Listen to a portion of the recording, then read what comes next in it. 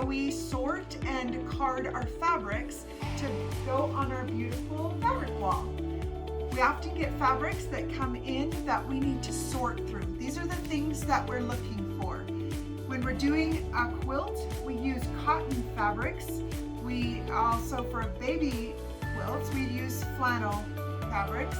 And for backpacks, we're using the heavier drapery fabrics. So we also have Minky that we're using as we make the loveys. So these are some of the fabrics that we are looking for. These are some knot things that we don't card.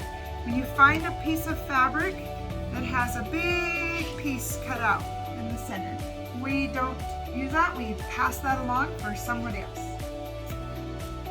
We sometimes get sheets or used items. I don't know if you can see the holes that are in this.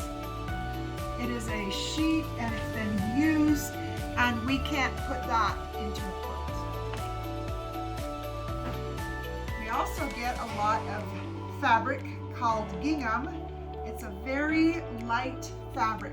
If you can see your hand in underneath the fabric, it's too light.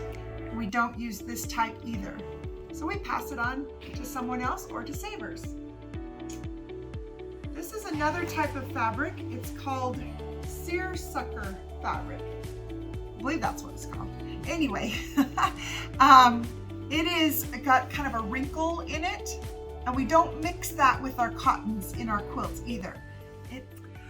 This is a nice piece of fabric. The measurements that we card are 1 yard or longer, and this is not quite a yard. It's missing some. We can still use this fabric for binding or other 10-inch squares, but it does not go on our cards because we card our fabrics 1 yard up to 4 yards, and then we have on our bolts that you can see on the side here, we use our 4 yards plus. So that is our measurements. I would set this off to the side and somebody will put this in the bin where we will be cutting out our 10-inch squares. Let's try our next piece of fabric. This is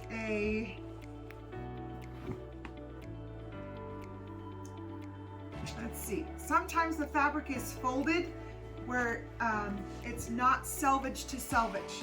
So you have to refold it. If you can see the selvage, you can see maybe the selvage better on this side. You're gonna put the selvage together and then we're gonna measure.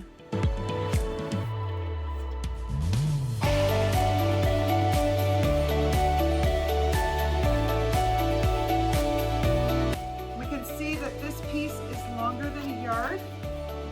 So now we're gonna, as we get it all straightened out,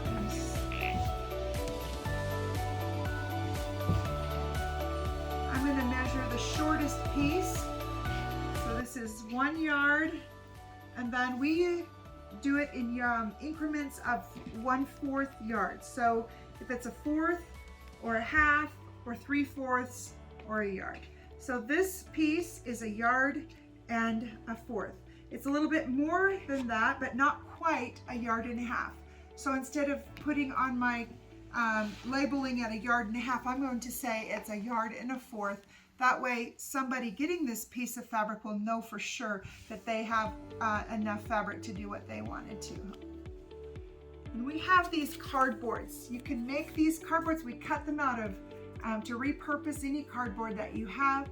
It's 8.5 by 11. You can cut it with an X-Acto knife. Make sure you have a nice solid piece of wood underneath it so you're not going to ruin any tabletop. We just put it in our fabric piece.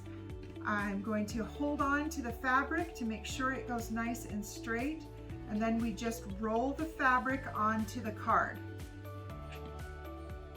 When I get to the end, I like to fold the fabric in and bring it so it has a nice edge on it. We have these very fun pieces of paper, adding machine tape, yes, thank you. And we just fold that around our edge overlap it just a little bit.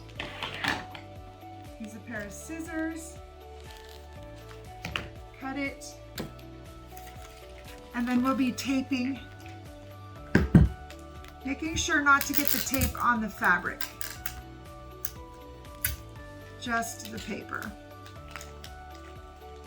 And I've already measured it, so I know that it is 1 1/4 yards.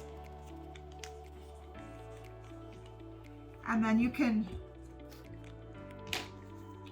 just slide your paper so it goes on the edge. Now this will be carded and put on our wall. We're going to measure this and see if it's over 4 yards. 1, 2, and 3 yards exactly. We're going to put it out straight. Fold it in half. This is your fold edge. You're going to go towards the selvage edge and straighten it all the way down.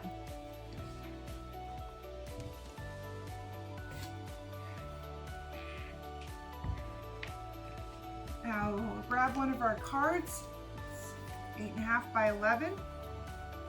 Place it a little bit down so you can fold the fabric onto the card, holding it nice and securely in place to get it started to roll. Once you get it that first one, it works just fine. You have a little edge here, like to fold it, make a nice pretty edge. Now we're going to take our tape, paper, overlap it just a little bit, cut it with paper scissors, make it nice and tight, piece of tape on it, make sure just to stay on the paper, not on the fabric. And I like to look at the edge that has the fold on it. And I'm going to put it this way, and now I'm going to mark it as 3 yards. And then we can just slide it up here so it's on the edge. Sometimes we have Riley Blake fabrics that come, that they donate. Beautiful, beautiful fabric. They come on a roll like this, and we just are going to measure this one, and I'm going to put it on, it's more than 4 yards, pretty sure, but we're going to measure it just to make sure that's the case. We have 1, 2,